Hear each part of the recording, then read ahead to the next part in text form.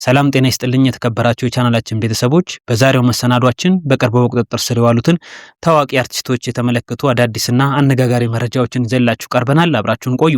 አርቲስት ሰለሞን ቦጋለ በጤና እክል ምክንያት በፖሊስ ሆስፒታል ክትትል እያደረገ መሆኑ ተሰምቷል። በሌላ በኩል ደግሞ በአርቲስት ይገረም ደጀኔና በናስር ላይ ተጥሎ የነበረው የቤተሰብ ጥየቃ እገዳ መነሳቱ ተረጋግጧል። አርቲስቶቹ ለፍርድ ቤት ያቀረቡት አቤቱታ ምን ነበር? ዝርዝር መረጃውን አሁን እናቀርባለን። አብራችሁን ቆዩ።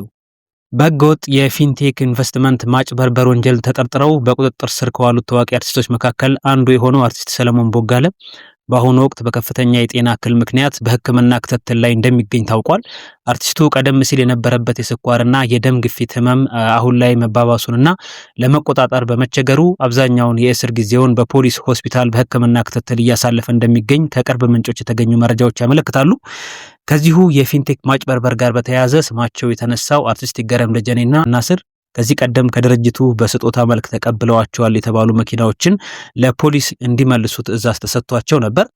ሆኖም አርቲስቶቹ በተሰጣቸው ጊዜ ውስጥ መኪኖቹን ባለመመለሳቸው ምክንያት ቤተሰቦቻቸው በእስር ቤት እንዳይጠይቋቸው ታግደው መቆየታቸው ይታወሳል። ይህ እገዳ በአርቲስቶቹና በቤተሰቦቻቸው ላይ ከፍተኛ ስነልቦናዊ ጫና ፈጥሮ ቆይቷል ማለት ነው።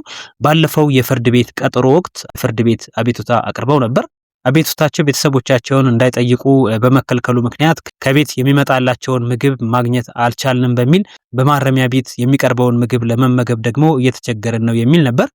ይህንን የሰብአዊ መብት ጥያቄ ተከትሎ ከትላንት ሐሙስ ጀምሮ የሁለቱ አርቲስቶች ቤተሰቦች ወደ ማረሚያ ቤት በመሄድ እስረኞችን እንዲጠይቁ መፈቀዱ ተረጋግጧል ማለት ነው። ውድ ተመልካቾቻችን፣ የአርቲስቶቹ ጉዳይ አሁንም በሕግ ሂደት ላይ ይገኛል።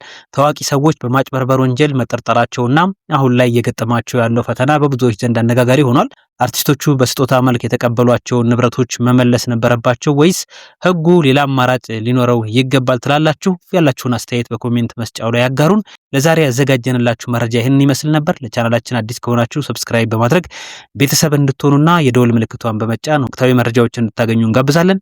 ስላደመጣችሁኝ አመሰግናለሁ። ሰላም ቆዩ።